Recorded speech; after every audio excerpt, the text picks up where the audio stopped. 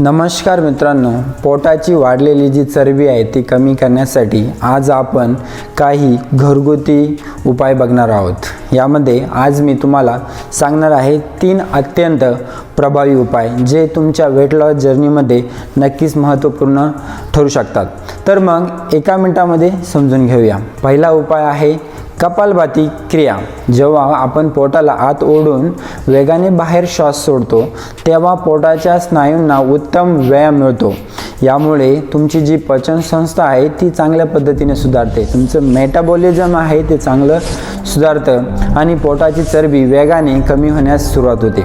दुसरा उपाय आहे भस्त्रिका प्राणायाम। यामध्ये दीर्घ श्वास आत घेणे आणि वेगाने श्वास बाहेर सोडणे याचा सराव केला जातो। यामुळे शरीरात भरपूर ऑक्सिजन पोहोचते आणि तुमची जी फॅट आहे, जी बर्निंगची प्रोसेस आहे ती चांगल्या पद्धतीने आणि फास्ट होते, वेगाने होते। तिसरा जो उपाय आहे तो अत्यंत महत्त्वाचा आहे। त्यामध्ये तुम्ही ॲपल सायडर व्हिनेगरचा समावेश करा। सकाळी रिकाम्या पोटी एका ग्लासमध्ये कोमट पाण्यात 1 चमचा ॲपल सायडर व्हिनेगर मिसळून घ्या। यामुळे तुमचे जे फॅट बर्निंगची प्रोसेस आहे ती फास्ट होईल। उद्यापासून सकाळी उठल्यानंतर 10 ते 15 मिनिटं हे दोन्ही प्राणायामांचा सराव करा। त्यानंतर ॲपल सायडर व्हिनेगर घ्या आणि हा बदल स्वतः अनुभवा। तुम्हाला माहीत नसेल की कपालभाती कशी करायची, तुम्ही व्हिडिओ बघू शकता।